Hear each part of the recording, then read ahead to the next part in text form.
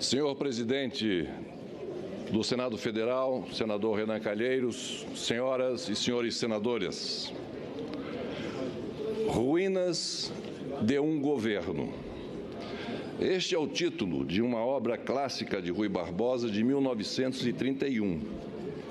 Nela, o autor afirma: todas as crises que pelo Brasil estão passando e que dia a dia sentimos crescer aceleradamente, a crise política, a crise econômica, a crise financeira, não vêm a ser mais do que sintomas, exteriorizações parciais, manifestações reveladoras de um estado mais profundo de uma suprema crise, a crise moral. Em 1992, esse trecho foi utilizado por Barbosa Lima Sobrinho como introito à denúncia que apresentou contra mim. Ruínas de um governo. É a expressão de Rui Barbosa para invocar as crises que atingiram o Brasil nos anos 30. Senhor presidente, jamais o Brasil passou como hoje por uma confluência tão clara, tão entrelaçada e aguda de crises na política, na economia, na moralidade e na institucionalidade. Chegamos ao ápice de todas as crises. Chegamos às ruínas de um governo, às ruínas de um país. Este é o motivo pelo qual aqui e agora discutimos possíveis crimes de responsabilidade da Presidente da República. Não discutimos crimes comuns, isto é pacífico. A estes a Constituição reserva o juízo do Supremo Tribunal Federal. Ao Senado da República cabem a pronúncia e o julgamento quanto aos crimes de responsabilidade. Esta é uma diferenciação importante.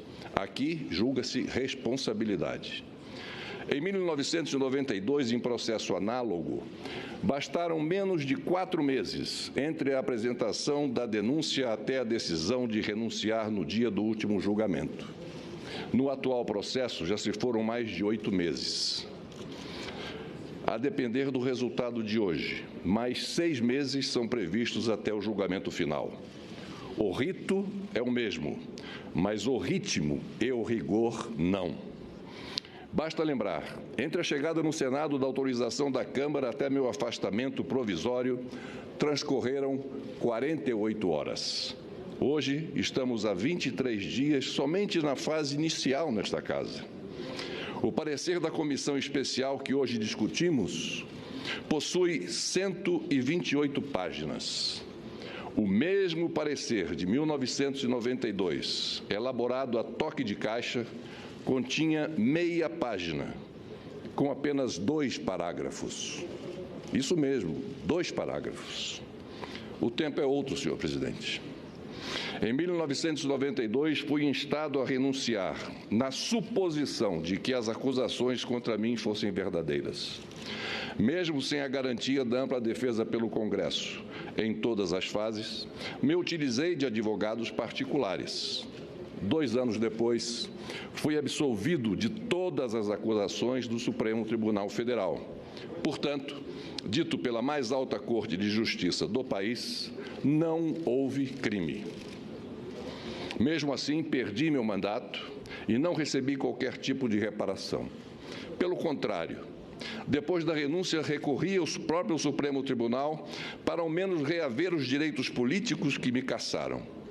Mesmo se tratando de matéria eminentemente constitucional, direitos políticos, alheia ao mérito do impeachment, o Supremo negou o mandado de segurança sob a alegação de que não cabia à Corte se pronunciar sobre decisão do Senado, ainda que tomada após minha renúncia.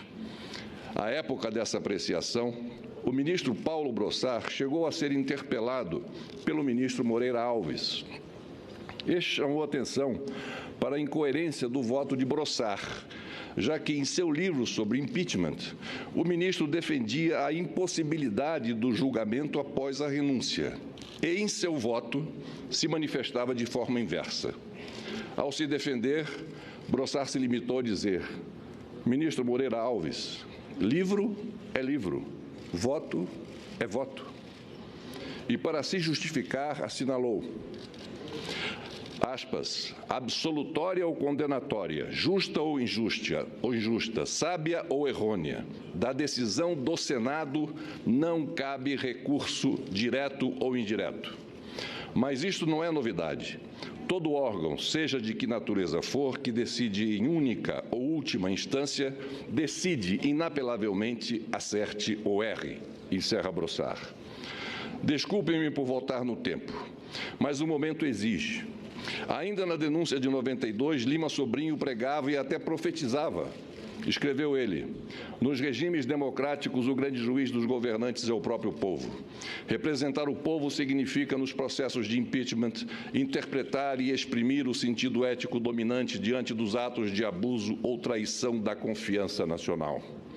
A suprema prevaricação que podem cometer os representantes do povo em processos de crime de responsabilidade consiste em atuar sob pressão de influências espúrias ou para a satisfação de interesses pessoais ou partidários. Em suma, o presidente é de ser julgado com base nos largos e sólidos princípios da moralidade política, encerra Lima Sobrinho. Pois bem, senhor presidente, todas as tragédias que se podem imaginar reduzem-se a uma mesma e única tragédia: o transcorrer do tempo. É o mesmo tempo imperioso do mundo que nos traz a razão. É nesta quadra de adversidade para uns e tragédias para outros que constatamos que o maior crime de responsabilidade está na irresponsabilidade pelo desleixo com a política, na irresponsabilidade pela deterioração econômica de um país, na irresponsabilidade pelos sucessivos e acachapantes déficits fiscais e orçamentários, na irresponsabilidade pelo aparelhamento desenfreado do Estado que o torna inchado, arrogante e ineficaz, na irresponsabilidade pela ação ou omissão perante obstruções da Justiça. É crime de responsabilidade, senhor presidente, a mera irresponsabilidade com o país, seja por incompetência, negligência ou má-fé. Mas não foi por falta de aviso. Desde o início deste governo, fui ao longo dos anos a diversos interlocutores da presidente para mostrar os problemas que eu antevia e que desembocaram nesta crise sem precedentes. Falei na minha convicção, dentro da minha convicção, dos erros na economia, na excessiva intervenção estatal, nas imprudentes renúncias fiscais. Falei da falta de diálogo com o Parlamento. Nos raros momentos com a presidente, externei minhas preocupações, especialmente quanto à sua reeleição, após a sua reeleição, quando sugeri a ela uma reconciliação de seu novo governo com seus eleitores e com a classe política. Sugeri que fosse à televisão pedir desculpas por tudo que se falou na campanha eleitoral, desmentido depois por seus próprios atos nos primeiros meses do atual mandato. Alertei-a sobre a possibilidade de sofrer impeachment, mas não me escutaram. Coloquei-me à disposição, ouvidos de mercador. Desconsideraram minhas ponderações, relegaram minha experiência. A autossuficiência pairava sobre a razão. Contudo, senhor presidente, reafirmo que, em amplo contexto, o todo dessa obra em ruína da atual administração tem também um pano de fundo ainda invisível para muitos: o sistema presidencialista adotado por nossa República. Lá se vão 127 anos de crises e insurreições, de revoltas e conflagrações, de golpes e revoluções. Suplantada a aristocracia imperial, superamos a oligarquia republicana. Convivemos com o estado de sítio, com o estado de exceção. Enfrentamos ditaduras civil e militar e ainda hoje estamos em processo de redemocratização. Sob o presidencialismo, usufruímos tão somente de espasmos da democracia. Não há mais como sustentar um sistema anacrônico, contaminado e deteriorado em sua essência, em sua prática e nos exemplos traumáticos de nossa República. Basta dizer que de 1926, com Arthur Bernardes, Até 2011, com Lula, nenhum presidente da República transmitiu o cargo a seu sucessor sob as mesmas regras que recebeu do antecessor, tendo eles cumprido integralmente seus respectivos mandatos. Pelo visto, aquelas exceções serão mais uma vez quebradas, recomeçando um novo ciclo de instabilidades. Não podemos mais rechear nossa história com deposições, suicídio, renúncias e impedimentos. Não existe fórmula mágica dentro do nosso presidencialismo, ainda mais com uma lei nos moldes da 1079, a ressurrecta, que dá margem a permanentes ameaças a qualquer governo.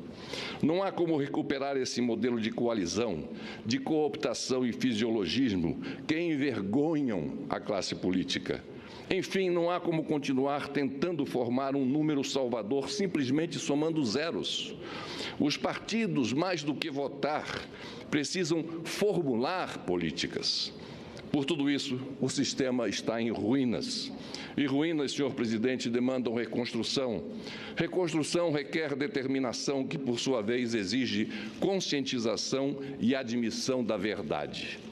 Há 11 anos vimos o choro de parlamentares decepcionados com as agruras e a verdade crua de um partido. Hoje, envoltos em tormentos muito piores, não vemos sequer uma lágrima